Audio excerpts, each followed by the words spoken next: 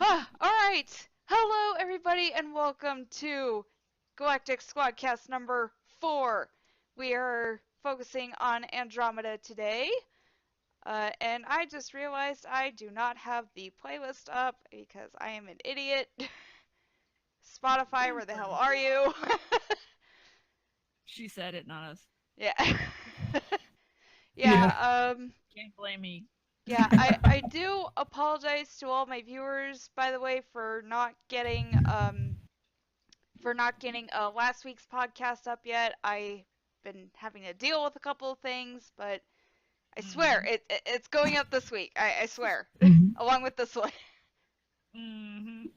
Shut up, all of you. Okay, now we're starting. Yeah, so this week we're gonna start on. We're gonna focus on Andromeda. Why are you holding that memory wiping thing from Men in Black? I don't understand. I need the memory wiping pen. Where is it? You cannot remember any of this. You never saw this.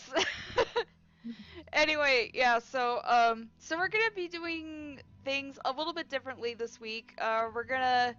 We're not gonna really have like set topics. This is really just us saying what we loved about Andromeda, what we wished what was improved on, and just everything in between. This is really just us talking about Andromeda this week. So no like set topics or anything like that. It's just us going boom, we like this, bang, we like that.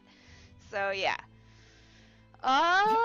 Let's see. Oh yeah, and I decided to add this as a little extra touch, viewers, but there's like 2 Foster Addisons down there in the corner, because our faces are tired.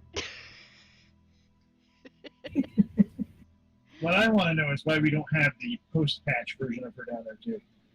Just saying. Yeah, why don't we?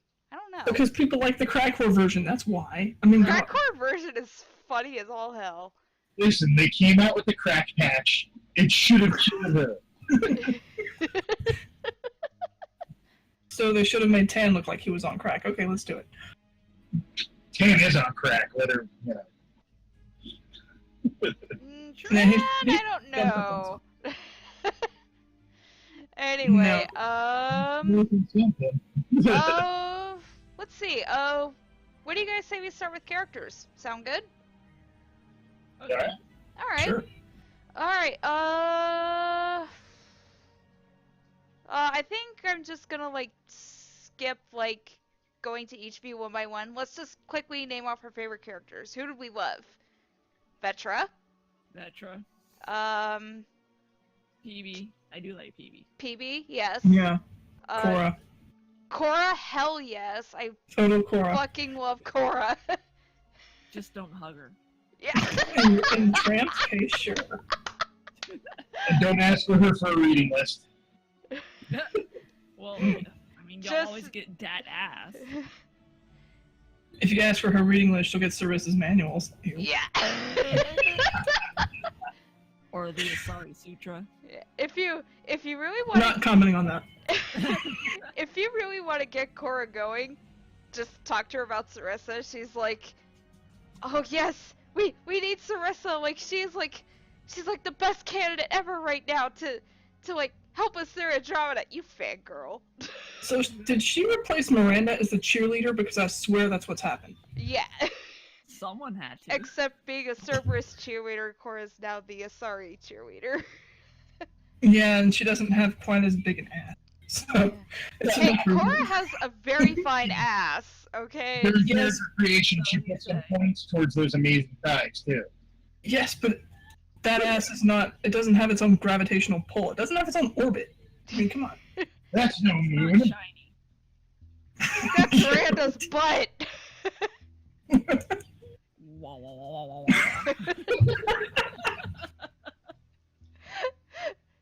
Kind of like Pubezia's power level. Right? The more they inflate, the more the power. The more the bionic power. Yep, Pubezia's power level. Brought to you by her amazing rack. Anyway.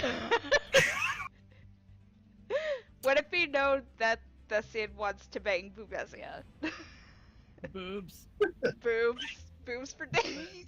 Okay, just to clarify, okay, that's not the big feature here. I mean, yeah, it's nice. I won't lie. You're a big fan of yellow dresses, you know. No, actually, no, I'm not. Yeah, Marina Sirtis in Asari form. Get in. Moving on. Okay, yes. Moving on. Yeah. Vetra. Shouting. We liked Vetra and Drac and PB and Cora. There Liam's isn't one kind character of I didn't like. Liam's kind Yeah. of a mixed bag. Like at points, I really do like Liam, but at other times I'm just kind of eh. He's Eh? irresponsible as fuck. Yeah, definitely.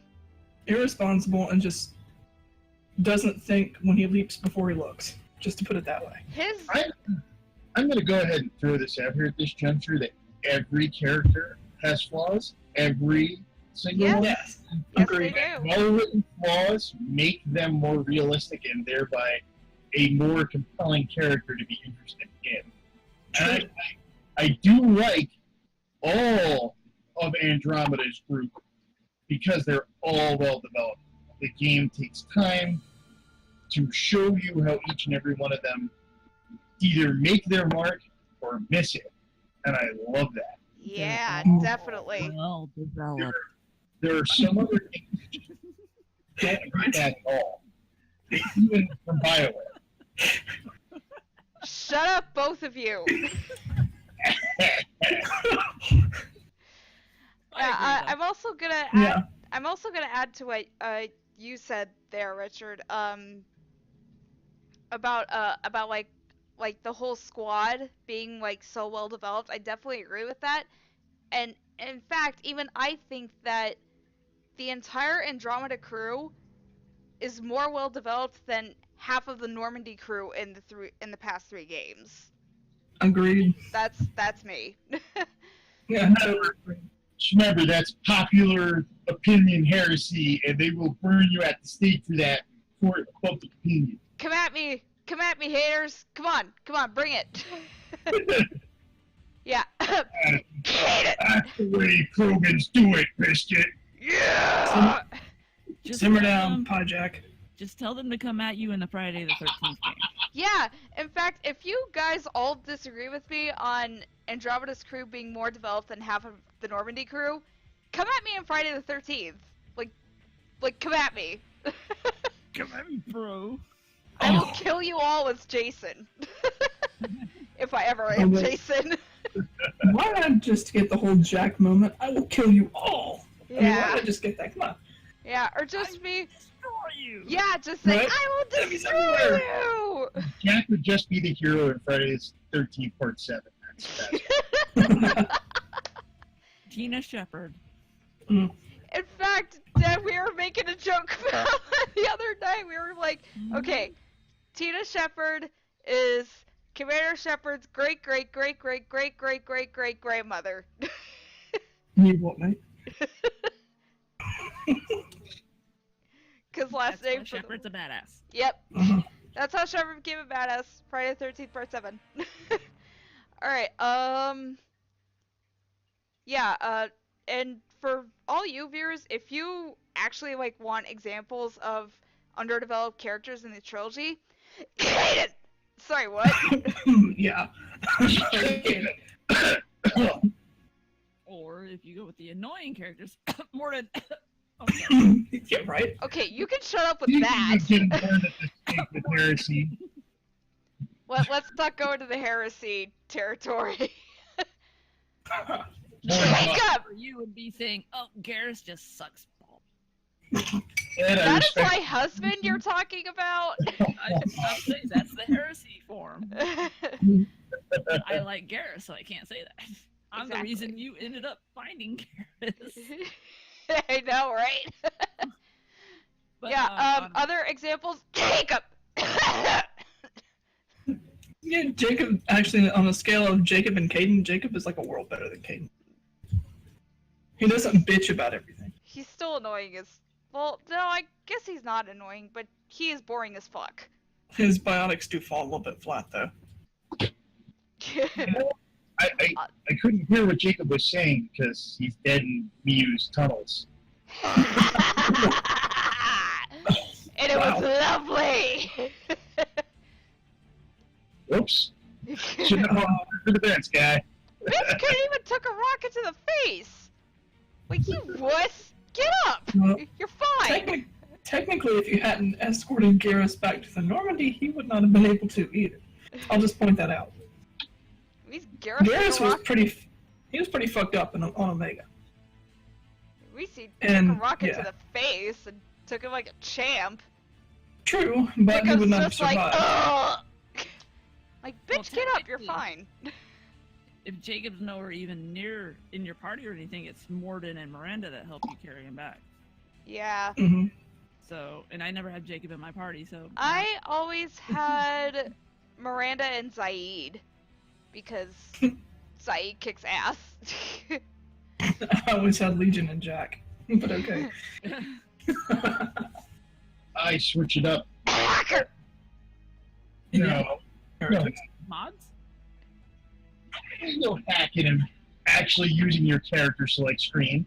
Unlike Desmond who has characters that aren't there yet. Well, to be fair, Well, Legion was that's kind of supposed what to I be meant. there. I Legion know. was supposed to be there after Freedom's Progress, so I know he was supposed to, but he wasn't in the final game. End of story. Coulda, coulda, shoulda. Yeah, woulda, coulda, shoulda. Heretics. Available. Heretics.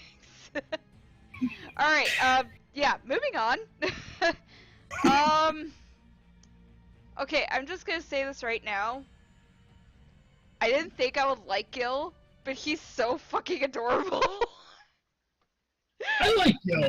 He reminds me of, like, you know, I have plenty of gay friends. He reminds me of like half of them. Yeah, You're Gil adorable, is flamboyant gay friend. Gil is fucking adorable. I love talking to him so much, and I love playing poker with him. It was so much fun.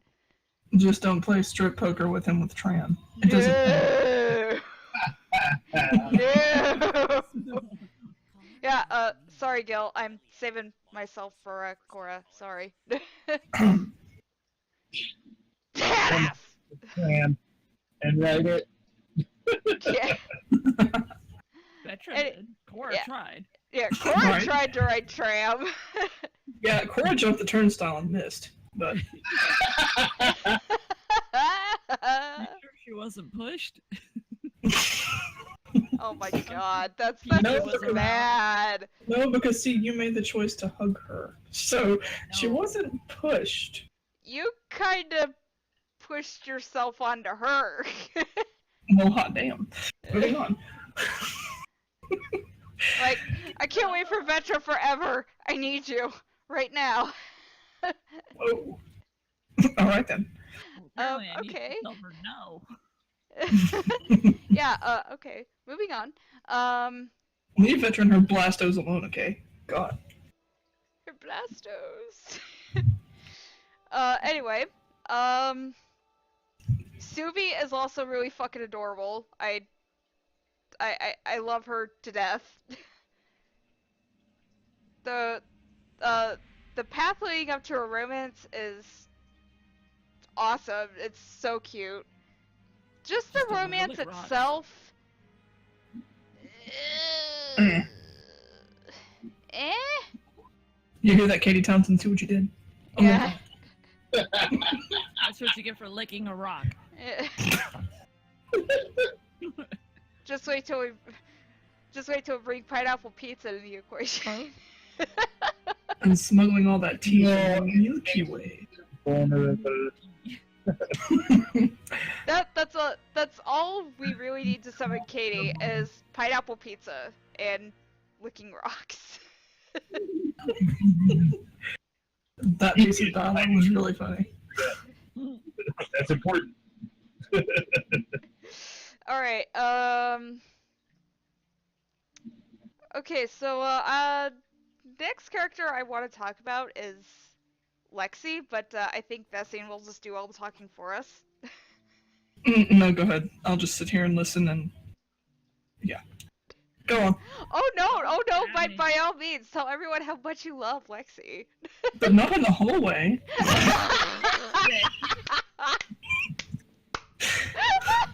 Not in the hallway. Yeah. Bastian, we need to talk about Sam. Oops. Yeah, Email trigger working again. oh, Does anyone smell sex in Asari's? Mm. That would be a weird song. Oh my Wow. god. wow. Lexie, oh my god, she's like the first legit, she's like the first Asari I've been legit attracted to. Like, she's so beautiful. That voice. Oh, that voice. Oh, The only thing she yeah. couldn't talk me into doing is stop listening to Katie Townsend. She could probably talk me into doing that. She could talk me into doing that. I mean, call it... I know. Call it what's the term I'm looking for? Psycho-separation therapy. Yeah, we'll go with that. Yeah. I'm the only one in the group that isn't that crazy attracted to her. Sorry. I'm not into the sexy Lexie. Hey, hey Lexie, so, I heard you turned down dinner with me.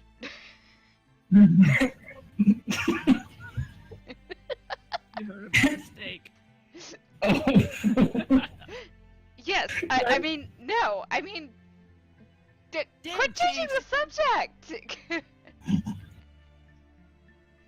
I just Right, loved yeah. that little bit. Yeah, she heard about the steak.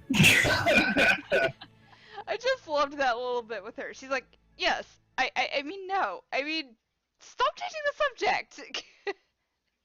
That just gives you something right there that says, oh yeah, the whole thing of her turning you down was, I don't know if it was trying to keep everything professional or what, but it wasn't a total failure, but it was somewhere around there. There was a slip, a big slip, and for those people, myself included, yay. I think I definitely wanted Lexie as a romance option. It would have been so cute. Some of us are total Drac deniers to the point to where it's almost like she doesn't have this romantic attraction to Drac. It's almost a I thought she doctor patient did. attraction. I thought she did. She's like, I find oh it to be yeah. I find it to be more a doctor-patient attraction. One of those things where she knows he's broken to a point and wants to do everything she can for him. Plus, she's had an interest in the Krogan anyway, with the genophage and all that. So Yeah. I've been saying they're gonna add more romance options for Scott, so who knows? I don't know why That's he what you needs told me more. the other day. Like if they right? if they make Lexie a romance option for Scott only, then oh boy. I'm not going to be happy. I'm gonna laugh my ass off if they do a romance with Lexie and they do the little sex scene, but it's really PB's body with Lexie's face pasted on. That would be an absolute jip, mate. I would laugh so hard. Well, firstly, that would be extremely terrible because of the different. But I'm being too technical. Oh my That's why it would god. be so funny. Yeah, Because it would look so awkward. okay, let's move on to Mr. Purple Butt Space Bunny Cat. Purple butt! Purple butt! Has anyone ever heard the song Purple Butt by Prince? For a lot of different reasons, I really, really like the whole. He has an alien mindset, and it takes a while to cut through that to figure out how he reacts to things and what's the best way to say things to him. And that's like a window into the entire race, which is really cool. And I quite enjoyed my conversations with John. Yeah, I very much did myself. In fact, a couple times I was like, when I was talking to him, after like an important mission, like after the spoilers, Ket base on Bold, that that was really rough. I was just like, oh God, what do I say to him? Like that was legit heartbreaking. Like I didn't know like what to say to him or anything like that. That was hard. Just give him some Milky Way. I love how he says that. The Milky Way. No, probably one of the hardest conversations I'd have with him, at least one of the two, was when Lexie is doing the autopsy. And you pretty much have to shut Jaw down, or you can choose to be nice to him and say, well, there may be some hope. No.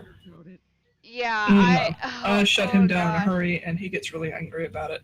Oh yeah, he does. I couldn't do that. I couldn't be mean to him. I was like, well, you just have faith, Joel, because like I was trying to play to my Sarah Ryder's I was trying to play to my Sarah Ryder's personality, where she is a smartass and she's sarcastic and she loves to play jokes, but when it comes to like really intense situations, she gets very emotional and even a little bit naive. So that's why I had her say that. And same with Scott as well.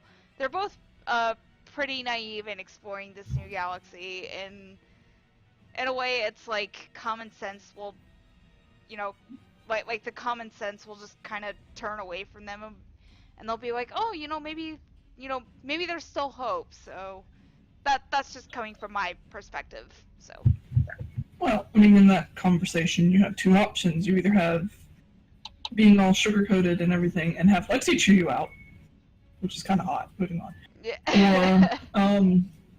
Or you can be bluntly honest with Jaw and just have him blow up at Lexie for something she says, then he storms out. So it's one or the other. Somebody's gonna get mad in that room. Yeah, somebody's gonna get mad. I just couldn't stand to make Jaw mad. I couldn't do that. Another hard blow for Jaw, which kind of brought out his character, was the conversation after Key to Sierra. After a certain place in the game that you find out something else about the Angara. And yeah, that was a hard conversation to have. Oh, do you mean do you mean that conversation right after that remnant place you go to? Mm-hmm. The giant remnant Yeah. city? Yeah. Yeah, right after that remnant place where you find out that thing about the Angara, and then you have to tell a certain person, Joel. Yeah. Yeah. That was hard too. That was really rough.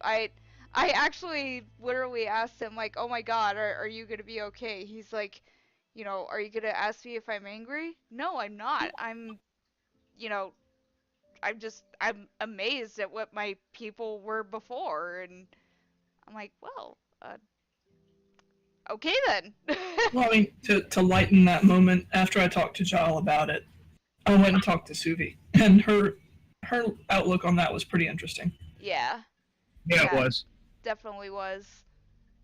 I think I actually had him with me on that last mission. I did not. I didn't take him with me on that. I don't remember if I did. I don't know. No, Space Bunny Cat stayed home. And it's kitty carrier. Alright, let's see. What other characters? Let's talk about some side characters for a minute. Say... Kesh? Who Kesh. I love. Kesh is... Fantastic. She's a win. She's just an absolute win. Kesh, I love you. Oh, what was that, number 8? I'm sorry, I can't hear you. Yeah.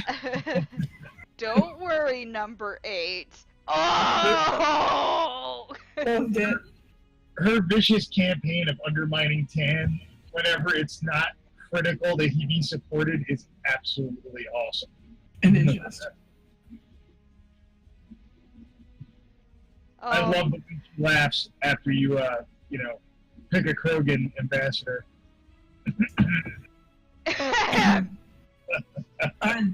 I did that at the end of one of my at the end of the last playthrough, redoing the ending. I did that just to see her reaction. But, yeah, my choice is not going to be her by default. I totally agree with you.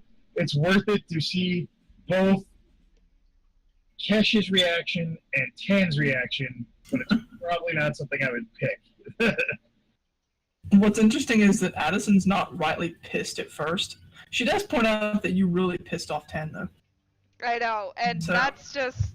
That was worth it. That was icing on the cake. Yeah, just making that choice just to piss off Tan, it's so worth it. I will do it however many times I want, because I love seeing that. Speaking of Addison, crack whore! Her face is tired. Her face is tired. Remember, people, we're not talking about post-patch here, where she actually looks better. We're talking pre-patch, clowny crack whore. Looks like she had tons of coffee to go with it. Hold on, let me put on my black rimmed glasses here. I liked Addison before she was patched. To be fair, so did I. But, yeah, this would be pre-patch 1.05 Addison with the very, very vibrant default blush and the holy fuck, I've had too much coffee wide eyes. Yeah, that's the Addison we all know and love. Although, just to point out, she looks so much better on EOS than she does really on the does. Nexus. I was about to say the same exact thing. She looks awful in the Nexus's lighting, but once you get her under natural sunlight, hey, that don't look that bad. And her attitude is also greatly improved from having an outpost on EOS. Yeah, Which, yeah, here's very the other much. thing. For That's anyone for anyone that says they absolutely hate Addison, they can't stand her, just read Nexus Uprising. Just read that alone, and you'll understand why she is the way she is at the beginning of the game. She does have her flaws. We'll point that out. Yeah, she does have flaws, obviously, but I just honestly can't blame her for being the way she is at the beginning of the game after hearing what had happened in Nexus Uprising. Like, she just put up with so much shit. She's had to put up with Tan this whole time. I Wouldn't know. she be grouchy too? I know, exactly. I actually came away from Nexus Uprising liking her a little better, hating Tan a little more, but at the same time understanding that at least Tan's heart's sort of in the right place, like 60% of the time. Yeah. And Bender, I came away loathing with a fury that could only be matched by Dead Meat's loathing of Mort. Yeah, if there's one character that really I walked away from that book liking a lot more, it's Sloane. Yeah. Yeah, I'll agree with you Sloane there. definitely. When I first met Sloane on Kadara, I was like, what kind of bitch are you? Like, taking from a line here from the trilogy, who pissed in your security chief's coffee today? But yeah, after going through Kadar though, I actually have more respect for Sloane than I ever did when I first met her, and I can totally see where she's coming from. Yep. Alright, how about, let's see. Okay, I just gotta mention this character because I absolutely adore Vetra. She is my Sarah Ryder's waifu, but her sister Sid. Sid. I fucking love her! Sid is just cute in an enthusiastic about helping sort of way. She is just absolutely adorable. I loved Vetra's loyalty mission that included Sid. Vetra's like, wait a minute, I didn't do this. And then you find out that Sid freed all the people in her sister's name. I like she's an amusing character. Absolutely. Sid, oh my god, she was so cute. Vetra's like, I swear to God, I'm gonna kill her. I will say this though for Sid. When it came down to making a decision between Sid and Addison, I did not side with Sid. I chose to side with Addison. I like Sid. I agree with half the stuff she says in the game, actually most of it. But the decision I made was more or less for the, I'll say for the betterment. Mhm. Just so that, you know, you didn't, so that it wasn't going to be some big shitstorm when certain things came out. I'll agree with this. It seemed like Sid's move in that particular mission that you're talking about was to stir the shit pot and then leave the spoon fumigating in the middle of the room while running away. That kind of doesn't help anything. You know, it makes a bad situation even worse. I mean, her heart was in the right place. I'll give her that. Right. Trying to expose corruption and stuff like that, yes, I'll give her that. Her heart was in the right place. But in the end, it's better to keep things like that quiet, just so that you don't have another big uproar. Just like Dead's secret love affair with Morton, we don't talk about that. Yeah. Oh, we don't talk about that. send it through the vents, Dad. Send it through the vents, Dad. Alright. Let's see. Who else? Speaking of Solarians, we have not mentioned Kallo. Kallo! I love Kallo. He's so sweet. Him and his push and pull relationship with Gil. and his and also his adorable friendship with Subi. That's yes, his friendship with right. His friendship with Subi is so cute. I love the two of them together. One thing I actually like about Kallo, it may seem off the beaten trail with Kallo, but he talks about his old friends and certain friends that he holds in very high regard with this certain amount of reverence that most other Solarians do not have for their friends. I mean, it seems like their attachments are all contractual rather than emotional, that they process emotion so quickly it kind of goes through. But he truly cannot let his friends go. Mm-hmm. And that's touching to see that. It's an interesting quirk for that character. Definitely. Except for Gil. Gil can go to hell. And he has a certain, oh my god, I'm so excited and so happy for Prodromos feel. It's just that is his favorite outpost. Yeah, it's. I love seeing him so excited over Prodromos. It's so cute. Once upon a Bazooka. Especially once you especially like if you get on top of the Tempest. Really, Ryder? Yeah, really, Ryder. If we're gonna talk about Kallo one-liners, you can't talk about Kallo one-liners without kill me now. Yes. Kill me now. That awkward moment when, you know, Sarah Ryder is her usual awkward self and attempting to flirt with Subi and Moir. Yes. Sarah's never awkward. What are you talking about? We never noticed this. I mean, what? Alright, I love the way Kallo talks about flying. Once upon a bazillion years ago, I wanted to be a pilot, and that is one thing that I love hearing him talk about, even in the promotional material before Andromeda came out. He just has this mindset about flying that's just beautiful to hear from the perspective of someone who wanted to be a pilot. Just thought it was worth saying. Yeah. Anyway, how about we get on to some characters that we didn't really like? Stop talking about Tan like that. Yeah. Right?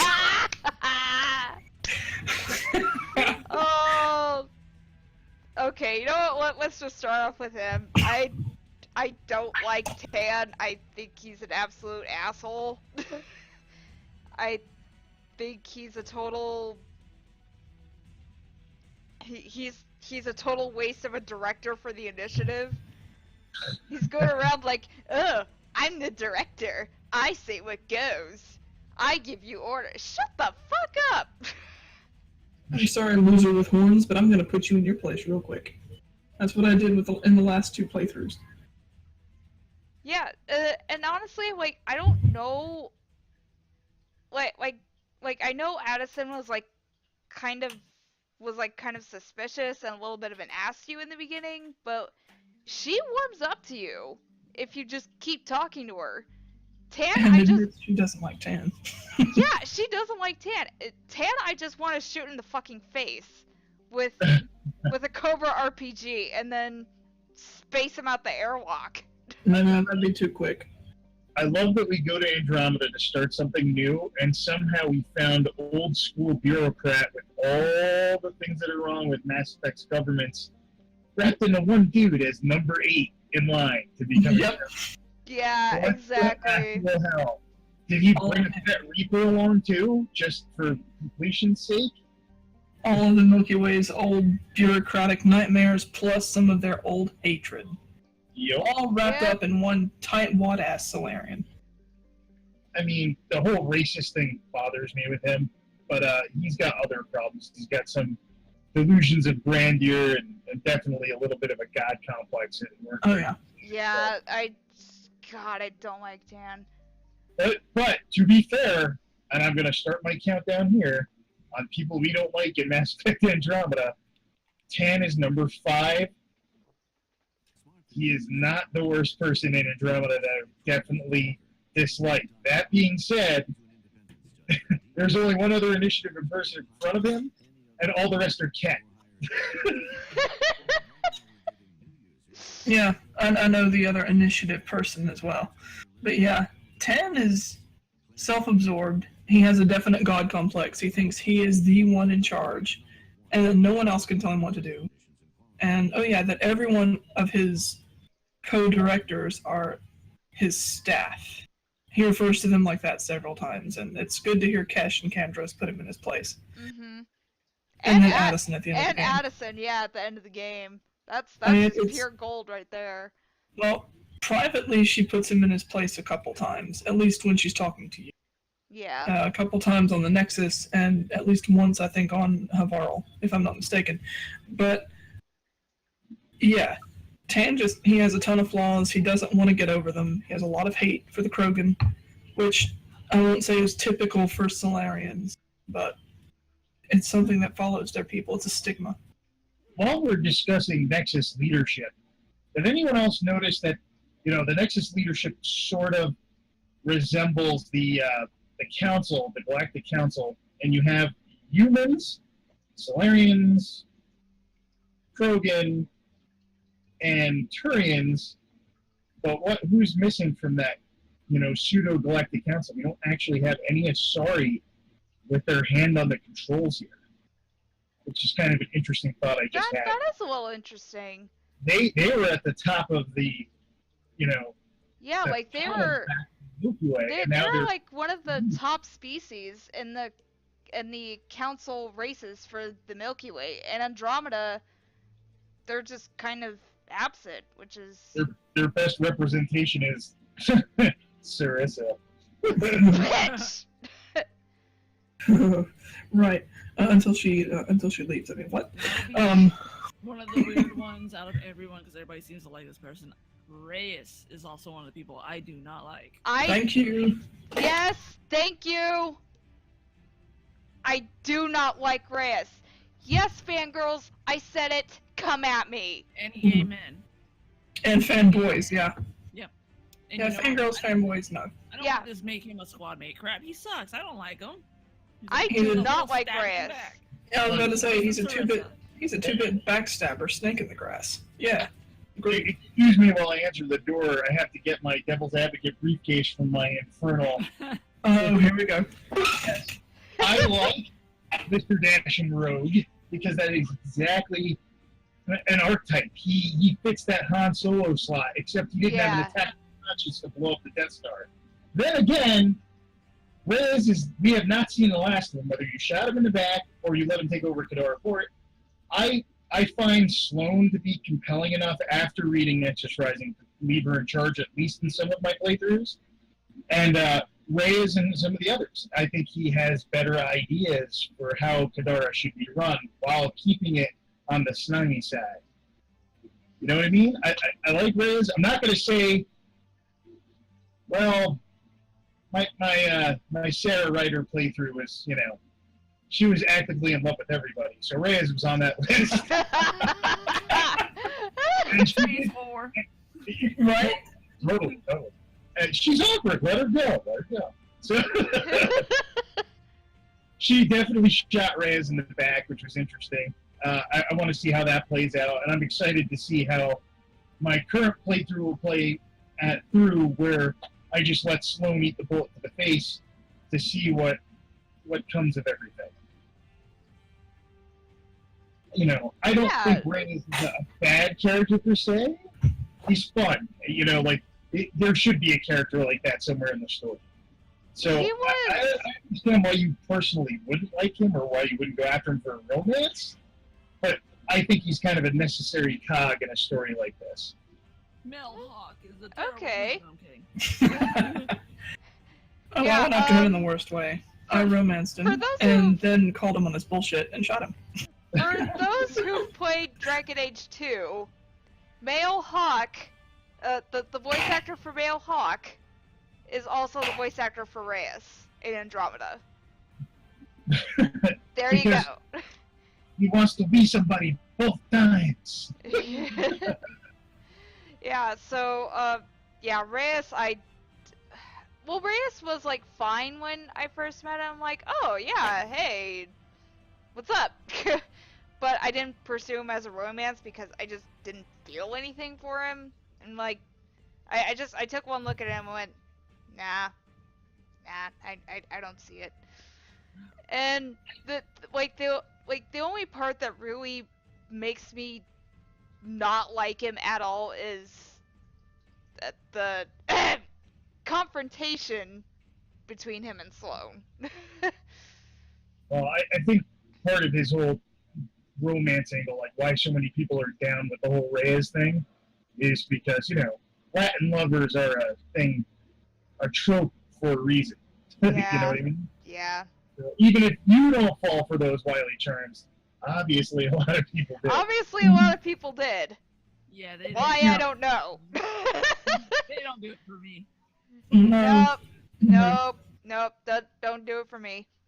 I was more being Latino myself. I was more inclined to fall for his crazy shit ex, who shares a voice actress with Addison. Yeah. Now, just as a little side note here, I'm gonna move away from characters I didn't like for a second here, but one small minor character that I really liked in Kadara was the bartender Umi, the Asari bartender. She was fucking awesome. I loved her. Badass. I love that she'll cut you for not paying her. Yeah, I know. Like, I'm not gonna shoot you in a world full of Mass Effect weapons. I'm gonna. Don't say surprise me. Yeah, Umi was just amazing. I freaking loved her. I also like the bartender in the underworld city too. He's also cool. Yeah, oh, I like him. Yeah, he was pretty good. I liked him and the fact that Umi pitches in that bar fight with Drac. That was That was cool. fucking brilliant. If you choose to go the right way, yeah. Okay, Yeah, like there is another path that you should take. I'm just For those who aren't quick-witted, yeah. I just want to mention this here. I completely forgot about these two characters up until now, but shall we talk about the relatives from the trilogy? Eh? Oh my. Little duck. Oh. We'll get it. We will get to him later. The first one I want to mention is, oh god, I don't remember her first name, but her last name is Werner. Yeah, viewers, guess who she's related to? Oh my. Morgan. Yeah. You find Conrad Werner's cousin. You find Conrad Werner's cousin in Kadara Port. It's absolutely hilarious. It's his sister. Or is it a sister? Okay, I couldn't remember if it was like cousin or sister, but Don't blame her for not wanting to admit it. she has like a total crush going on for Sloane, which is absolutely funny. Yeah. As soon as I saw the last name Berger, I just went, what? Well, see, at least she didn't make up a husband like Conrad made up his wife. I know! At first I'm like, hey, she's all well adjusted. Oh, there goes the Sloane crazy. There she goes. Okay, now let's move on to number 2. Mr. Bane. Missoni. Go a long way from the flock. Long way from the flock, little duck. That is so not becoming a thing. I really hate the little duck thing. Right along with the writers, it made me cringe every time he said it. Yeah. But Bane is cool, and I like that he laughs at your jokes when you get in there and you're joking around about killing cat and stuff. Yeah. For those of you who don't have the name Missoni pop like just instantly recognized yet, But I'm recognized. Bane Missoni is the son of Sayid Missoni, who was a squad mate in Mass Effect 2. And 3. Yeah, and well, he wasn't. I'm just kidding. Well, during Citadel DLC, he could be, I think. You can like meet up with him in Citadel DLC, yeah, and you can have him at the party as well. But he's not like. Or you can install awesome mods that let you play around with Sayid. Mm-hmm. Well, you can have him, I think, as a teammate through, I think, in the Armax Arsenal Arena, if I'm not mistaken. You can also get him, as long as you have Citadel, and thus the Armax Arena. If you install EGM mod, you can get those people you can get in the Armax Arena. You can actually have them on the Normandy and have them join you. Nice. Yep. Looks like I'll need to install expanded Galaxy mod sometime. It's a cool thing to play with. I don't know that I'll do all my future ME3 playthroughs with it installed, but the first time through, there's a lot of really cool new different things to play with in there. Yeah, definitely. But yeah, Bane Missoni, that was so cool seeing him. How in the world Sayid had a son, I will never know. Pretty easy. He probably just got drunk enough. Yeah, he probably just Or someone else got drunk enough. Yeah, either he or someone else got drunk enough so they could bang and... Just because he struck out, like, you know, an injured batter against a certain Asari Justicar, right? Doesn't mean he's always been unsuccessful. Hey, he did admit he does have a soft side. Although, it might be hard to find. Or he could have done it the Chucky way. Oh, I'm sorry, I didn't say that. Right? Where's Jennifer Tilly again? Oh. Wow. Yeah. Who knows? Maybe he was, you know, really good with the Crane Machine and other arcades. Alright, Well, for those who don't know Sayid at all, he is available in Mass Effect 2 now, seeing as Cerberus Network is free to download. Yep. So for those who don't have Sayid, download Cerberus Network and play Sayid. Yep. I go be Gunner Neros. Yeah.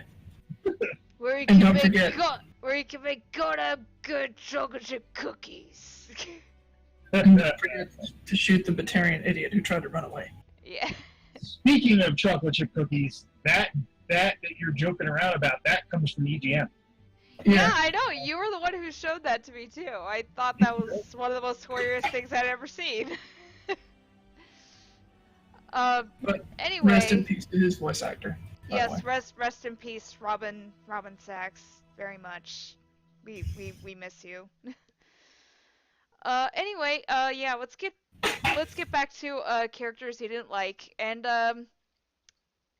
let's get to a certain Asari who screwed over the entire arc.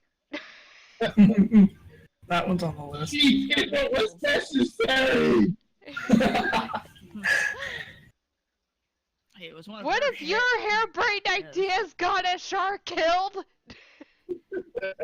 Yeah, so was anybody else waiting for that captain to go nuclear on Cerissa? Anyone? Yes. I know I was. Yes. Yes. I sure was. I wanted her to do it. Stupid bug.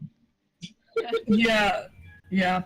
Some people have experienced bugs where They cannot find the Asari arc, which is where this character comes from, so just heads up. Yeah, Richard was one of the unlucky ones who ran into that bug, so... Anyway.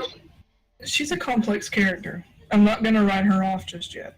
Yes, she made a really stupid harebrained decision. But I'm not going to say it was for the absolute wrong reason.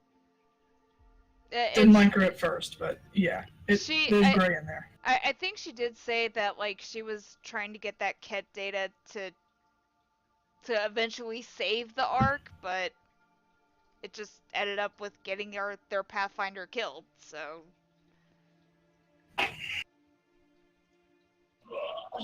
She does admit that she tried to get the Ket data to save the Ark, so they would have a way through the Scourge. Yes. So well, that's fine and dandy. The lying and covering up of everything is kind of true. That's the fact that she did that and just completely ignored what her Pathfinder needed. Yes. But then you also think about it. In that situation, it very easily could have come down to the numbers. The lives of many versus the life of one. So, like I said, there's a lot of gray in that area. We don't know her true motives. Whether it was a power trip or genuine concern for her Ark. Wrong decision, yes. 50 But... Shades of Blue. Mm-hmm. I mean, what? Yeah, I don't know. 50 Shades of Darker Blue. I don't know. Just the first time I saw Cerissa, I'm like, who the hell are you? Like, like why don't I like you for some reason? And then I ended up finding out why exactly I didn't like her, because she got the Pathfinder killed. You motherfucker. She had this air of, I'm better than you. From the first couple minutes of her dialogue after she was done chewing the captain out. After that, it was just like, she had that air of, I'm better than you. I'm the rightful Pathfinder. And that was a throw off. I didn't expect everything to be all peachy, though. Yeah, guess what, Cerissa? You're not Pathfinder anymore. Nope, not in my last playthrough, you're not. Nope. Demoted. You're not staying. Yeah, you ain't staying, bitch. Well, the question now is, what are the repercussions of that decision? So far, well, considering from my last playthrough, nothing. So far, I mean, all we know is, again, spoilers for those who have not made this decision, but all we know is that Cerissa leaves the Ark once it reaches the Nexus. That's all we know. We don't know where she goes, what she does after that. Yep. Never hear from her again. Odds are, this is Mass Effect. There will be repercussions down the road. Well, who's to say that Videria won't go seeking her out later on? Because even though she presents herself as a very, very good Pathfinder toward the end of the game, I won't mention anything else, but because she does evolve as a Pathfinder, gets over some of that uncertainty, it doesn't mean she feels completely secure in her position. Maybe, as someone else suggested, she might go seeking Cerissa. At least to, I don't know, strengthen her people and try to reunite all of them that she can. Who knows? Right. It's a thought.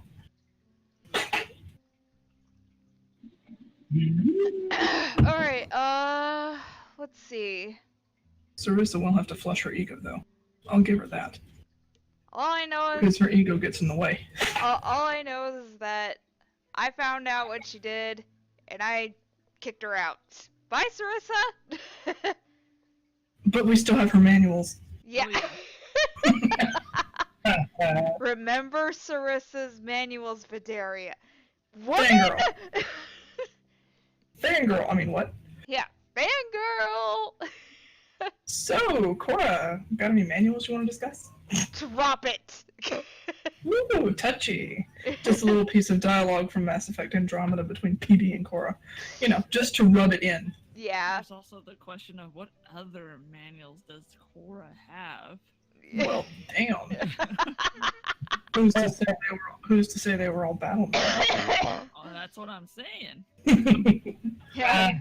I'm pretty sure Cora has expressed extreme disinterest in the other types of manuals that may be available. Yeah, she's not into women's. She said, For now, anyway.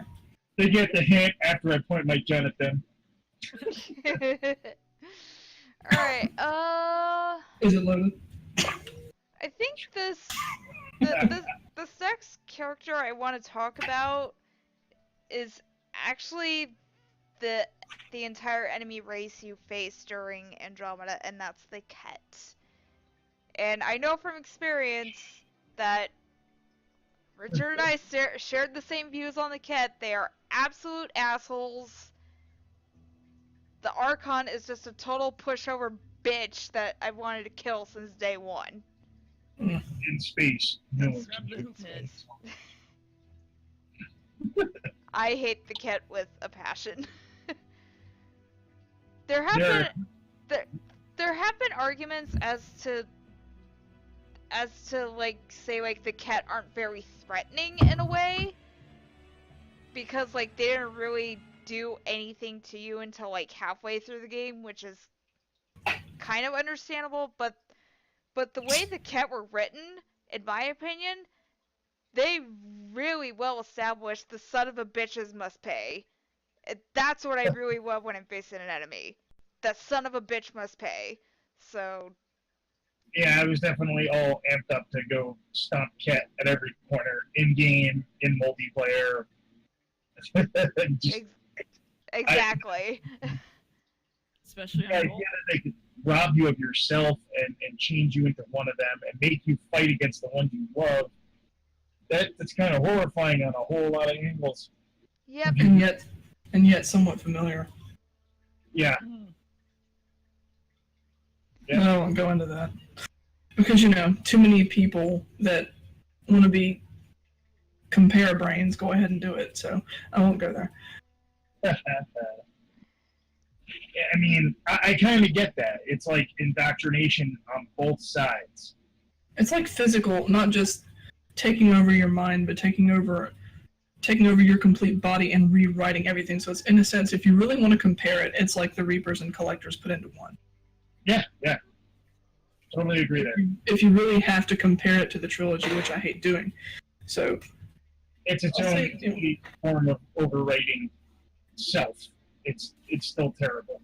Or you could put it in terms of Geth with the heretics in a way, but rewriting them versus destroying. But one thing I found interesting about the Ket is that they're separatists, because you have the ones that are following this Archon, who is hell-bent on finding Meridian, versus the other Ket. And there just seems to be a rift dividing between this Archon and the rest.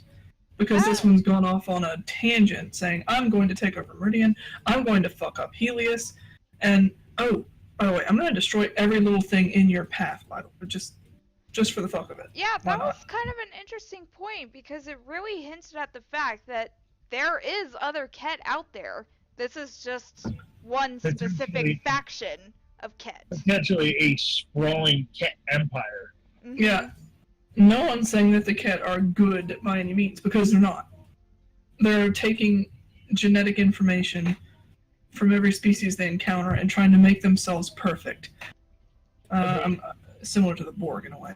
But I'm just going to throw this out there because other BioWare games have other groups that are sort of like this, that adopt and co-opt people into their own. I'm looking at you, Canary lovers. I can't wait to be suppressed under the cube. I'm kind of waiting for the Mass Effect fanboys to come out and say, I would love to be exalted and part of the Ket Empire. But, why? They want the hoop head. Go ahead, we'll have a bullet for your name too. Yep. Yeah. Any of you wishing to be under Ket control, we got bullets waiting for you. In the words of the writer, yeah, but I'm gonna fuck your shit up. I loved that line on the Ket base. That was so good. I had to take it. Which, since we're on the cat, we can fire off, people I hate number 3, 2, and 1. Ket? Yes. The Archon. Pretty much the Cardinal, the Primus, and the Archon. The Primus is well, what's the term I'm looking for? Sniveling, side-dealing, backstabby piece of garbage? Yeah, sniveling, side-handling, backstabbing, manipulative bitch. We'll just go with that. I took her kill code and then let her treachery be known to the rest of the Cat Empire. Did you? Because that's how I roll. And I probably roll like that every time. Yeah. Okay. Raise your hand if you also shot the Cardinal on Bold. Jaw did that for me. I do it almost every time. Yeah, I did it. I acted like I was gonna let her go. And then when she made a comment, like actually preparing to say that we made the right choice, I took the interrupt. Yep, Yeah. I took the interrupt. I did the exact same thing. I said, okay, fine, we'll let this facility stand. And then the Colonel was starting to speak about, like, how... Understanding. Yeah, oh, you came to a mutual understanding. Took the interrupt, and I said, yeah, not really. Boom! I told him I was gonna blow the shit up. And then Jaw shot him in the face. So I considered it. I considered blowing the place just for the sheer aspect of it, like somewhat like the collector station. I considered that, but I just felt Jaw had more of a reason to shoot him than I did. yeah. And then I happened to That's- think of that's the very fair. Angara that were held there. So Yeah. I honestly think I will probably never blow up the place, even though I really should, but the way Jaw is written, like he this is someone who's really concerned for his people, and you gave him your solid word to free those Angara that were still living, like that were not exalted yet, and I couldn't turn my back on that. I don't I don't backstab my friends that way. I can't do it. Well, it's not really backstabbing, because if you think of the big picture, if you leave the facility up, that gives them more time to put more in there to make more. You blow it True. up, it's gone. He This can't is make true. more. and honestly, it's what the Moshai wants you to do. Yeah. Exactly. So it's that same thought we said before: the lives of a few for the lives of many. Yeah. Thanks, Dad, for that. I think I'm going to blow it up in this playthrough. You're welcome. I'll have at least one playthrough to blow it up. Yeah, I honestly would like to blow it up, but just the way Joel is written, I'm just like, I can't do it. I can't do it. His purple ass is gonna have to deal with it. Joel will be kind of pissed at you if you do. From what I remember, he'll be angry because he did want you to save them. Yeah. He gets over it quick though. Yeah. Does anyone else think the Archon looks kind of like an angry capuchin monkey? Uh-huh. Yeah, pretty much. That Alright. has a basketball hoop for a head. Oh, speaking of only being angry for a very short time, that reminds me of Drac. Oops. Let's not go there, okay?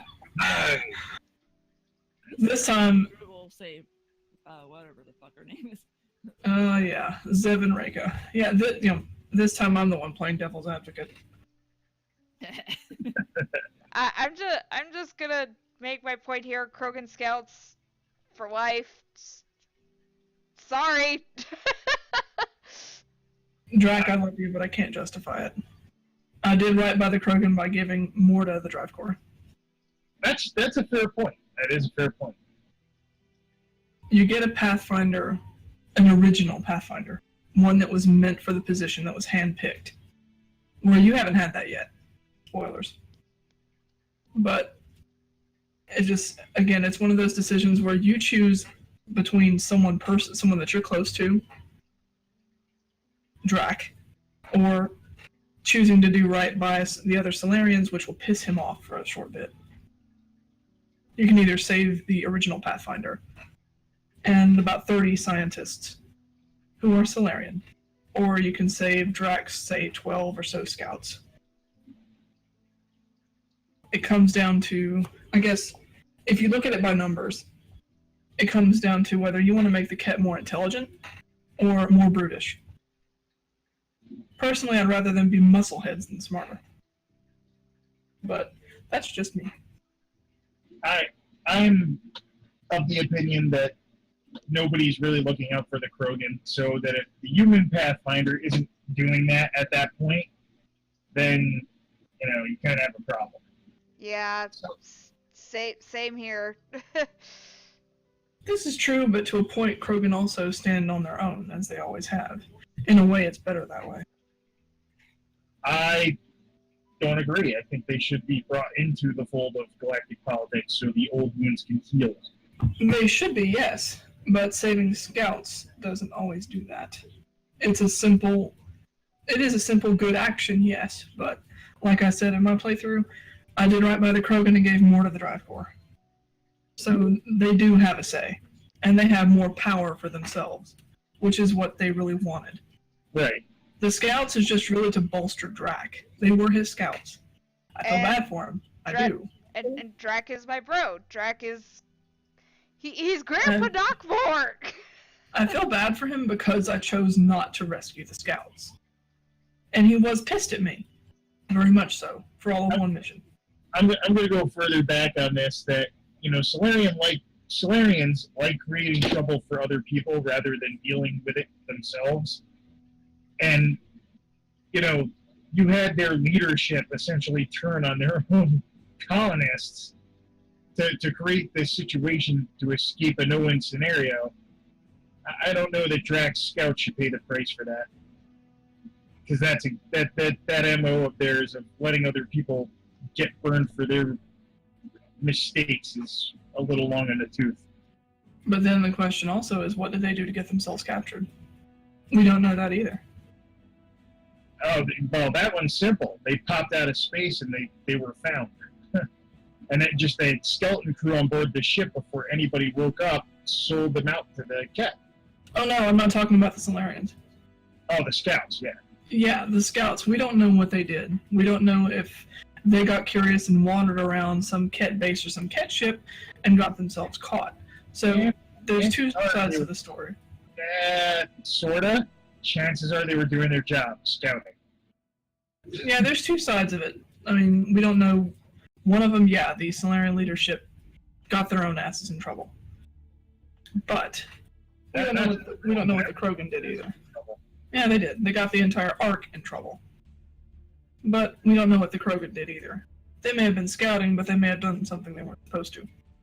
So, again... No one should really, pop into Ket-controlled territory without a plan. I'll agree with that.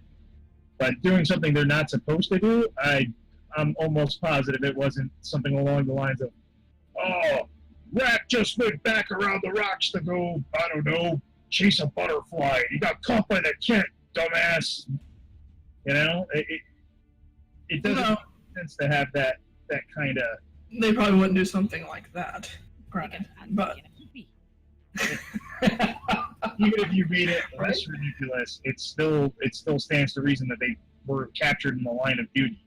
I mean, that's covered back on their Eladin, when you find out about them in the first place.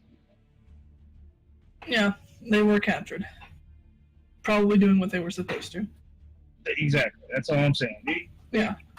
Is there a possibility that maybe some foolhardy actions got them in that situation? Mm-hmm. There's a possibility. Or even pride got them in that situation. You mean Maybe, they acted like Krogans? Yes, that's exactly where I was going with that. They acted like Krogan, and they went in over their heads and got themselves caught. That's a possibility. Into oblivion. Oh, Yeah. shit. I mean, that's a possibility. They could have. So just like Kesh's boyfriend. Same thing. He's so cute!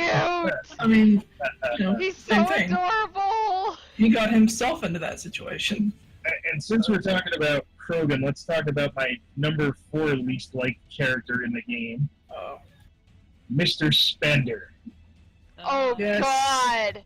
What a freaking weasel / snake in the grass. I'm pretty sure that he would try to find his way into a Ket exaltation facility and played both sides, hoping to get out of it by weasel. Mm-hmm. I hate Alex even Spender. played computer. Oh no, it's the Ket bureaucrat. I hated Spender so much. Oh God, I was so happy when I finally busted his ass because I decided to keep that guy alive from Drax's loyalty mission. The guy that took a dive in my game? Yeah. Yeah, he took a dive in Sticky Nate's game too. Yeah. I decided to save him, and apparently that actually helped in getting Spender caught. So yay. Well, either way, Spender is caught. But yeah, with him alive, it's just a extra insurance that there's no backing out of it. Spender's caught. He hangs himself. I do love that if you decide to put him in jail, Kesha's like, oh, don't worry, we'll make sure to open the airlock anytime or something. We'll make sure to forget to feed him, or they'll maybe accidentally on purpose forget to recycle the air or vent the airlock. Yeah. Either way, I mean, Spender's a 2-bit weasel. He is. He really is. He's a 2-bit weasel. And has a serious hatred of the Krogan. And you will love to hate him even more if you read the book. Because, good True. God, he was twice the weasel in the book. He even screwed over the outcasts. And that's not a thing you want to do. Nope. Alright, Sloane? let's see. Why don't we move on to gameplay? What were some things that you guys did or didn't like about gameplay? The combat's a lot better. Oh yeah. Definitely. Love the combat. Combat's fantastic. The jetpack, the addition of verticality in your attacks is a great thing. It's a lot of fun to play with. If there's one... Oh yeah, the new combo system is fantastic. Thanks for mentioning that. That's the idea that you can cross all your prime and detonation types is something I didn't even realize when I first got into the game until I was playing it for a little while. I'm like, guys, you can detonate biotic attacks with tech attacks. How awesome is that? Yeah. Or Well, one of my possible favorite, or one of my personal favorites when I first saw the trailer, you can biotic charge from the air? Excuse Of me? course. Well, the other thing I like is that when you use one of your powers, you don't have to wait to use any others. You can use the others, and then they Yeah. go down. Yeah, that's another thing. Individual power recharge.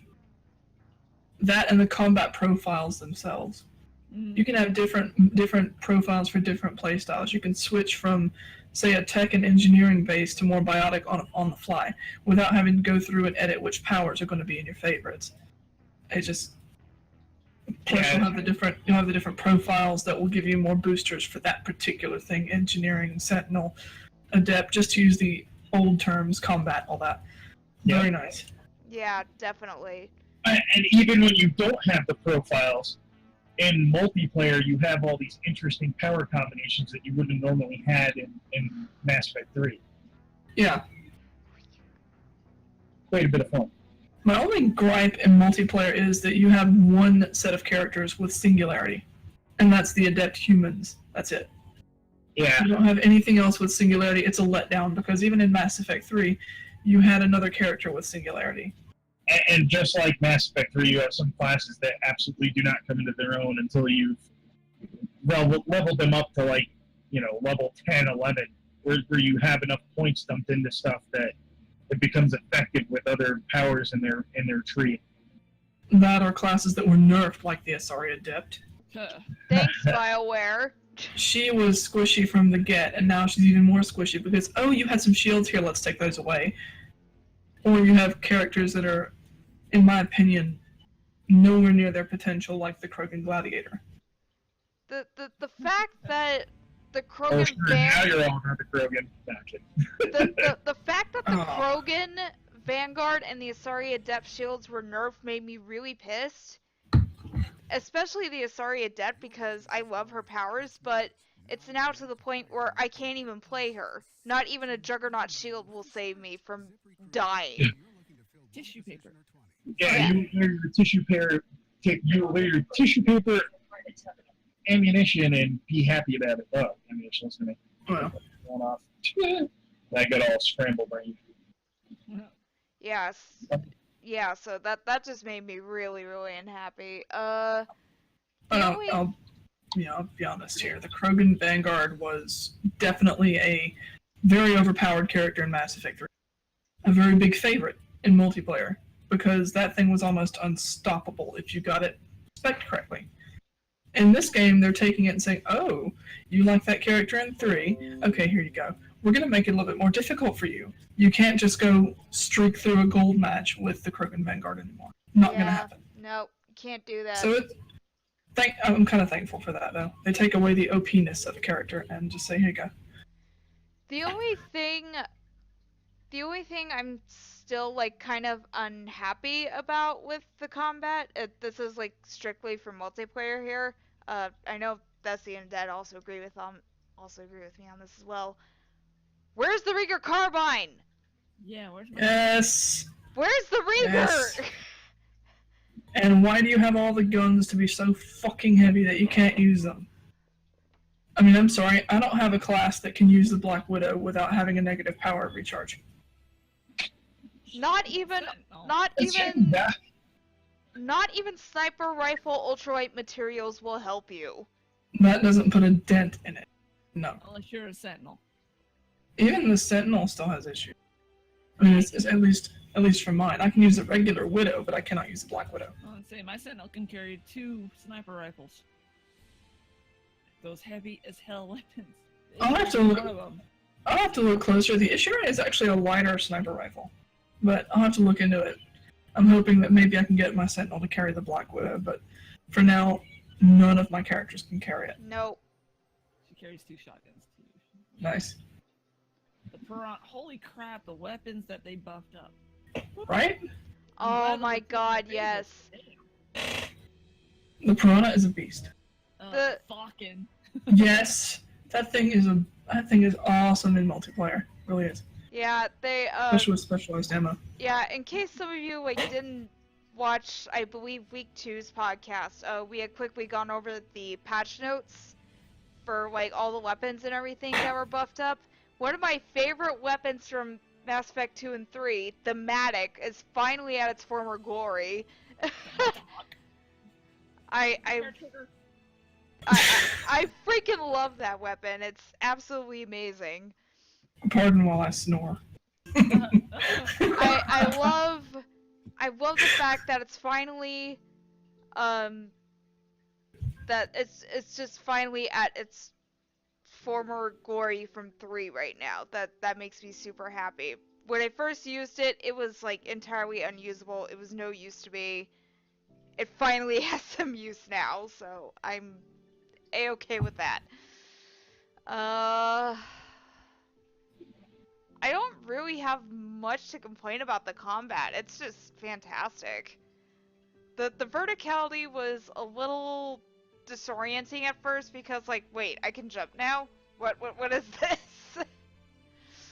Because I was so used to Mass Effect 3 controls at the time, but yeah, combat's absolutely fantastic. What's really clunky is when you go back to Mass Effect 3 after playing Andromeda, and you're stuck with the run and take cover key being the same thing, where in Andromeda you don't have to worry about a cover key. You just move up to a barricade and you kneel down on your own. But back in Mass Effect 3, you get stuck on walls, you get stuck on cover because, oh yeah, your run and cover key is the same thing. Yep. So, royal pain. Or does everything. In my case, it's the V. I don't use spacebar in that game. But yeah, the only thing I gotta say about the combat is really in multiplayer, BioWare, hear our pleas, where is the Rieger? We want the Rieger in multiplayer! If I'm gonna complain about anything in the new Mass Effect, the UI is very clunky in places. Like where fiends can still try and grab you through the wall. For that too, yeah. There's plenty of function. Teleporting fiends are still a problem. Your patch notes lie, BioWare. Yeah. I haven't had a problem with teleporting fiends. I've had a problem with No. fiends being able to bull rush you and grab you through a wall because their arm goes through it. In our gold There's what happened to our Riff. usual host when we're playing multiplayer. Yeah, that's probably why, because I'm a host and you're not. So. Yeah. Wow. Let's see, one word, bandwidth. Make fun of my Ricky connection. I don't want to hear it.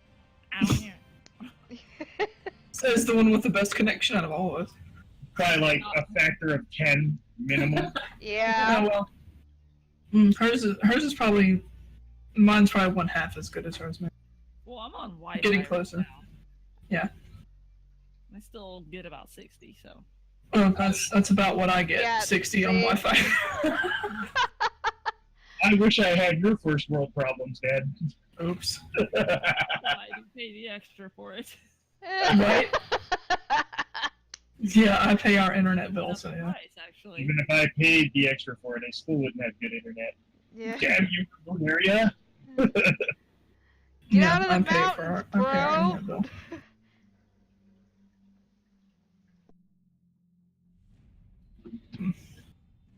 But yeah, I mean, combat-wise in single player and multiplayer, both very much improved. You don't have the profiles option in multiplayer, obviously, but single player, very, very nice profiles. Nice fact that you have the Nomad again, which some people, I won't mention names, hated. Some people just look at it like, oh no, it's the Mako 2.0. I don't like it. But it is missing a cannon. It needs a Yeah. We need a cannon. It needs a big honking gun for Ket dispersal. Well, Kit and Remnant disposal. But compared to the Mako, it kind of sucks climbing mountains. Yeah, you can't climb up 90-degree angles anymore. No. Although, I'm gonna be an honest one here. I was a smart driver when driving the Mako. I didn't try to be dumb and try to climb up these very, very steep mountains. I actually tried to follow the path and didn't try to drive in every hazardous material that was available. Whoa, aren't So- you Miss Smarty Pants? I tried. I didn't drive I don't- lava. Hang on, I don't get to drive in real life, son. So, I'll take all the chances I can get. The Mako still handles like a piece of crap. It handles a lot smoother on console, to be honest. I can just imagine that. It's awful on PC. It is. GTA, motherfuckers! The Mako is awful on PC. Oh, you want to turn left? Okay, here we go. Dead. It's it a was little bit. It's for better in. 60. It depends though. With the PlayStation 3 version, it wasn't that bad. I think the same concept applied for the 360. Oh, But was horrible. I mean, when you turned your camera a certain way, that's the way the Mako went. On the PlayStation 3 version. I'm just going to go ahead and say that I was a professional driver, and before that I was a very good driver. And neither one of those vehicles gave me any problems. Just saying. I didn't have any problem with either one. I'll second that. I Thank hate you, them. Mr. Fancy Pants. I hate. Let it be known that I am the only one who hates the Mako Sorry, around here. The ability to drive a car for work. The Nomad's way better. Nomad Team- is so much better. Thank you. Team Hammerhead for the win. Oh, I'm sorry. Did you mean squishy shields? Hey, I didn't mind that. I like the Hammerhead. That thing was fucking awesome. Just because managed to armor that vehicle with Asari adepts doesn't mean it has bad armor. The Hammerhead didn't have armor for shit. Just two Yeah. bullets and the thing It had was Asari flaming. adepts for armor. Cut right through it. Hello? What was that? That was a Skype sound. No, that was Steam. Oh. That wasn't my Steam. Nope. It's Fine. mine. But the Hammerhead did have some armor, but not much. Its armor was the equivalent of not toilet paper, but a little bit higher grade. It was a little paper bit towel. higher grade, yes, but Yeah, it was paper towel versus toilet paper. it was still god awful. You took 3 bullets from anything. That thing was already flaming and ready to die. Well, that's how you dodge. I think I took about 20. But, it didn't do so well in the hazardous environment for Project Firewalker. Huh. So Jump back out. You're fine. Jump in acid, jump back out. I mean, it did sacrifice armor plating for mobility. So there was paper towel armor versus potty paper armor. So to each their own. But the Hammerhead moved quicker, faster, versus the Nomad, which was a tank, and the Mako, which was a serious tank. Tanks have guns, though. True. Nomad doesn't have that. Well, the Nomad doesn't have that, yeah. The There's Hammerhead had that. There's something absolutely beautiful about a tank that can jump over fire. Right? Yeah. And then, launch its own 120 millimeter response. That's great. Well, I'm just gonna, cue the hacker bit here. It's even better whenever you can use the console to increase its jump jet capacity. Increase it by about a factor of 6. Yeah, it's even better that way. I can imagine. I did that for one map, and just as a record, you cannot get that damn thing past a certain area on Therum. It's not going to happen. It does not happen. It will not happen. The only way you could do it is if you use the ghost command, which could jeopardize your entire game. So, just putting that out there. Mm-hmm. Yeah, so let it be known that I hate both the Mako and the Hammerhead, and I love the Nomad. That's like the only good vehicle ever in this entire series. You know what the sad part is? The Hammerhead had a turret and the Nomad did not. I know. Why did the Nomad have a gun? I want a gun! Yeah, my Nomad has a Garrus paint on it, so I need a sniper rifle. How is it that you were able to find the Garrus paint job and I didn't? I found it at shit. the beginning. I found it like the second time I went to the Nexus. See? I looked in Kadara, I looked on the Nexus, I didn't find it anywhere. It was not there. Put it this way, when you get all the different paint jobs and you start running out of ones to get, you'll find it. Yeah. Let's hope you're right. Well, I even got the fugly paint jobs that I didn't want, just for the shit of it. Alright. I'm with you. I definitely. Let's see. We are currently at the 1.5 hour mark. Anything else you guys would like to discuss about Andromeda?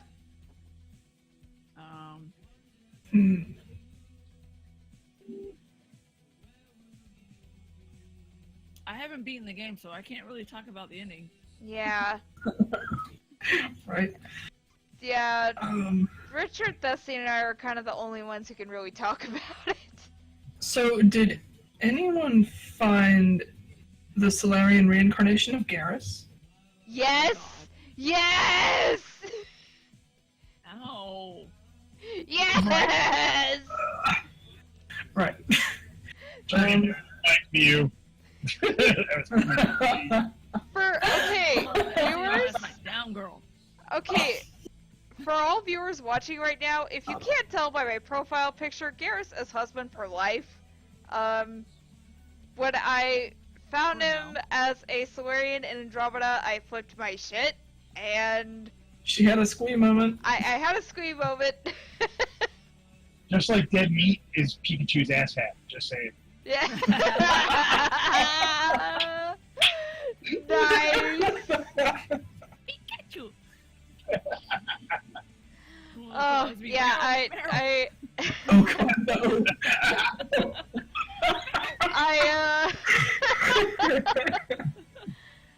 I did have a scream moment when I saw him, when I heard him again in Andromeda. I was so happy. And then it turned out that his character was kind of a dick. So Now, His true character was not. was your squee moment as much as it was when you finally got the Vetra romance, or was it a little less? it's about equal. The steak was a little well done on that one. I was about to say, I think I'm gonna chalk it up to the same kind of squee when she found out that Kandros was related to cousin Irene. Yeah. I'll go with that. Well, actually, no. That was a little bit less. I was like, yes, this is so cool. But yeah, no, that is actually right. The squee moment when I found out that Solarian was Garrus is more of the fact when I got like the first kiss scene with Vetra. That was absolutely adorable. And then the steak scene. Baby steak! What was said during that steak scene? My baby cooked it for me! God, give her a hug! I gotta give her a hug! My baby cooked steak for me! Always remember she'd eat that steak. I wasn't sure what kind of cow it was, though. Right? It was the shifty cow. Yeah. Don't turn your back on it!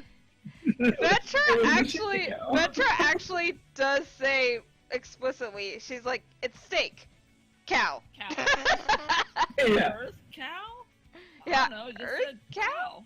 No, it's space cow. It's that Red shifty cow. cow. I lost my shit when I saw that she cooked me the steak. I'm like, oh. We heard. Yeah. She cooked for me, my baby. I will still say that was a big ass steak. Right? That was a big ass. Oh man, Mistake. Vetra, my baby, my wife. She probably cut off a piece of corn. Medium well or get out. Ow.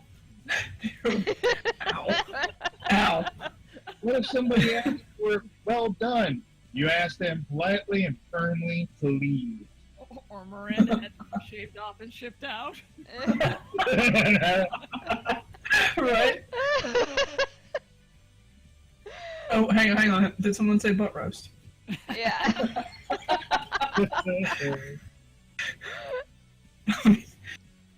My baby's steak, I will never forget it. So, Garrus's husband for life. Okay, well, I have one word for that. Dad, you know where this is going. Celebrations! No! Celebrations! No! Celebrations! In fact, I'm gonna gently pick up my Garrus figure here, and I'm gonna hug it, cause husband. Tell me, do you keep your Garrus and your Tally figure close together on a desk while you're, at work out of the house? Your husband, Well, doesn't it mean you're cheating on him Well, Ooh. I could have a threesome. You what? right now? Then it's an open relationship, huh? Yes, it is. Down, girl. Right. Ah! His gun came out. Oh.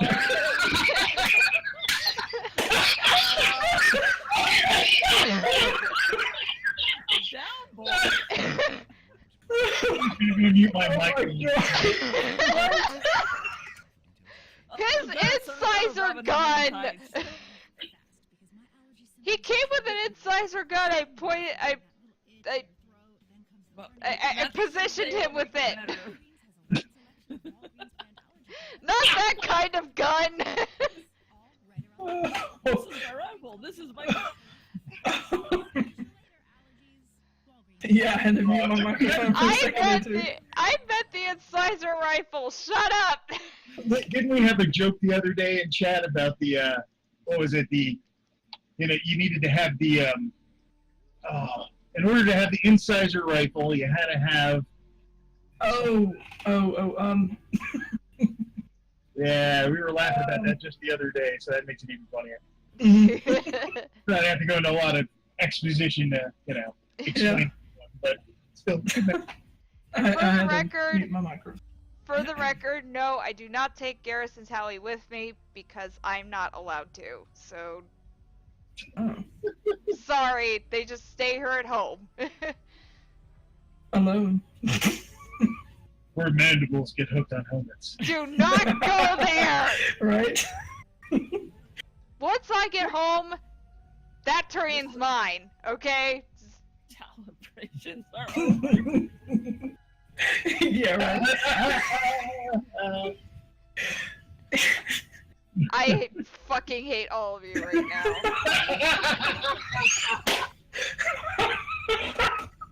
Okay, so that's a no on Team Dextro then. Team Dextro for life!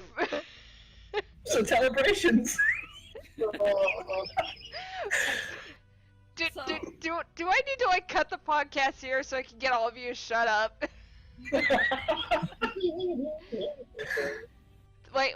I need to kick each one of you out individually?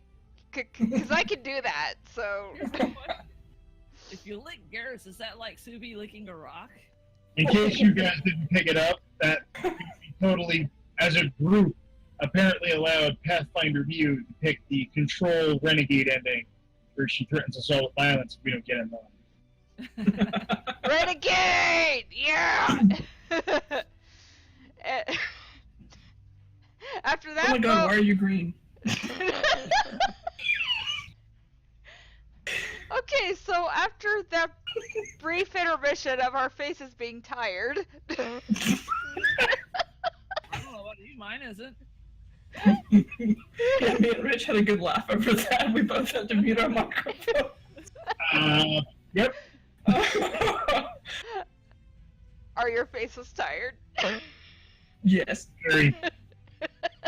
Thank you. My makeup is fantabulous, though. You can't I see know, it. right? Thank you, Foster Addison. Thank you, Foster Addison, for... Our faces are tired. Just remember, crack is whack. Thank you, Foster Addison, for your kind sponsorship for this week's podcast. Oh my god. Okay, so we have an hour... Yeah, we're at the hour 40-minute mark. We could go over a little bit more of the story. Well, the one thing I do want to talk about is the beginning. Yes, I know Liam was spinning due to lack of gravity. Thank you, Dad. That's so funny to watch. He's like, wee. Now, here's my reaction to the whole beginning. Cora shows up. Oh, hello there. Mm. Then I see Daddy. Hi, Daddy! And, shuttle crashes. Okay, well, this went to shit fast. Actually, the first bad sign is when they go, we have a problem. It's Mhm. the other rider. Yeah, Yeah, the that other was- writer. I Well, was to like, be fair, no! My brother! My twin brother! I hope I wasn't the only one in the room who expected this. No. No. Right. Because I think I had Alex Fate pinned from before the game launched. Yeah, yeah. I think a lot of people did. Even the twin. Yeah, the twin too. didn't. I didn't because I just didn't want to believe it. I wanted to find out more about Alec because he's a freaking badass, and Richard explained before on the podcast how big of a presence Alec had on screen, and you know, he's this big badass N7 operative, and as Cora stated before too, no one fucks He's a with an Kurd. N7, so He's a Kurd.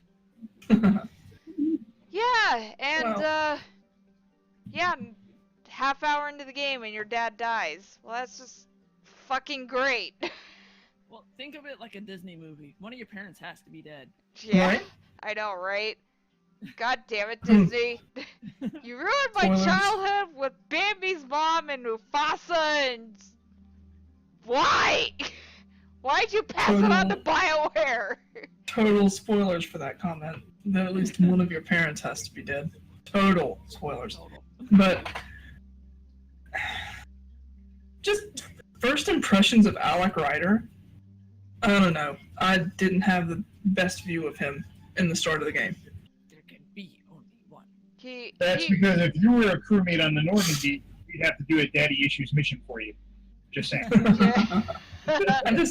I didn't have the best opinion of Alec Ryder. I really didn't.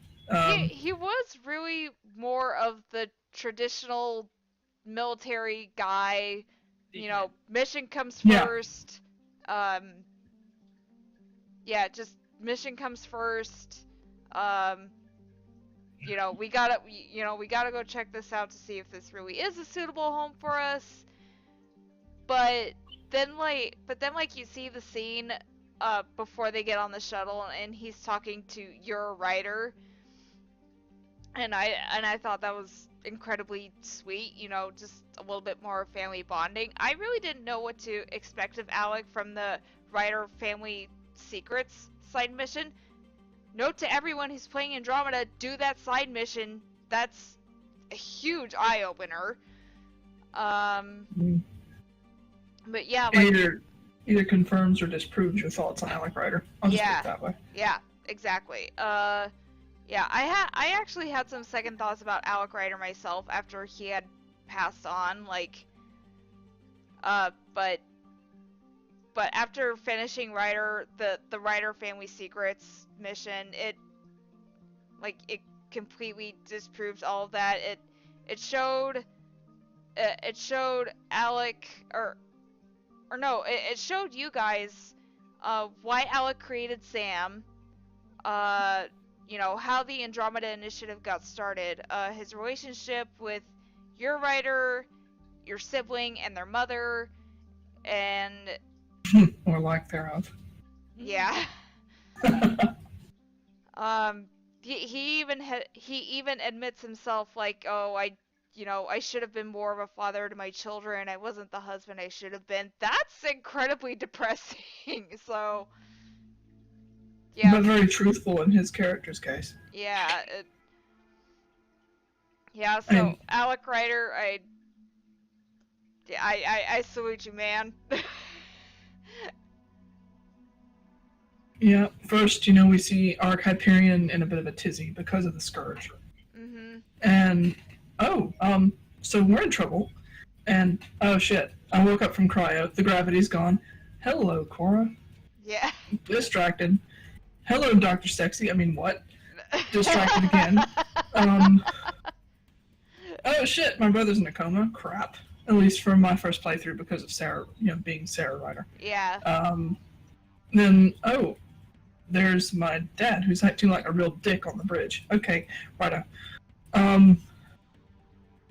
It was one of those, you know, the captain's, I have an entire arc to think about, and Alec is basically like, no, we need to check this out regardless. Park the arc and let's go. So, my impression of him really didn't change all that much throughout the game. I wasn't the biggest fan of some of the decisions he made. He was a disgraced in 7 because of his research. So he was kind of making a big no-no there with Sam, and like trying to integrate him with, you know, with the human physiology. I'm like, whoa. It turned out to be the right thing in the end. Yeah. Yes, but it came with a huge risk. Integrating Sam that deeply into, well, for him personally, integrating Sam that deeply into his brain, that was almost like a small nod to Overlord. Yeah. Almost. If Alex saw it, he definitely fucking space you out an airlock. Just, you know, saying that, oh look, I'm gonna let this AI have more say, or have a bigger window into my brain. And, you know, Lexie chews him out later for that. But the fact of him crossing those boundaries with Sam, and the reason he created Sam was a good one. I won't deny that. But he went above and beyond and disgraced himself as far as the galactic community. Yeah. So when he left for Andromeda, he didn't really have a choice. It was leave or you're broke, you can't do anything, your wife's going to die, and you're just going to be sitting there forced to retire at home. So it was a no-choice situation. Yeah, pretty much. But yeah, once again, viewers, play the Writer Family Secrets mission. It will definitely give you some insight to some of your questions that you may have. Alright, we are now at the hour 45-minute mark, so does anyone else have anything they want to discuss about Andromeda? Anything at all?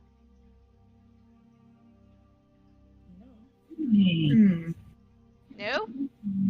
Can't really think of anything aside from the fact that me and Dad are surrounded by foster Addisons. I know. Your faces are tired. It's curtains for you. Your faces are tired. Don't worry, Foster, we're good. Yeah.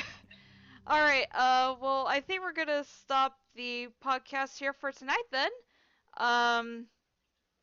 Again, this has been me, the Renegade Cosplayer. You all know me. This has been my squad, Richard.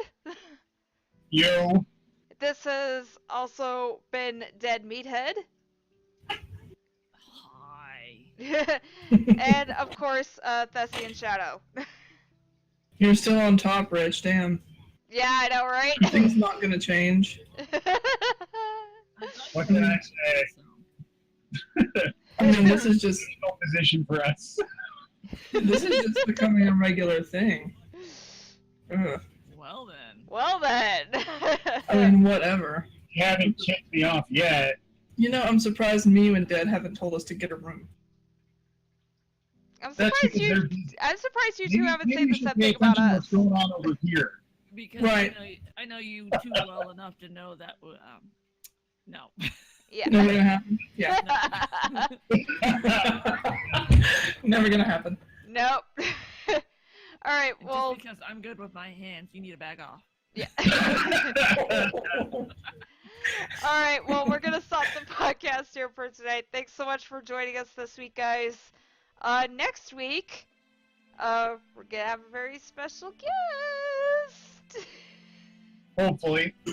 Yeah. Hopefully. If it all works out. It should. It should.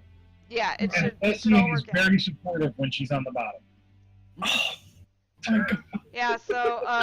Yeah, so if we have the special guest on for next week, I'm gonna have to rearrange the layout here a little bit because I do want to put her in dead center because she's the focus. So anyway, Sandwich. Sandwich. Yeah, so more details about that later. But in the meantime, we are gonna say goodnight for now, and we will see you guys next week. Yeah. We should go. Yeah, we should go. We should go.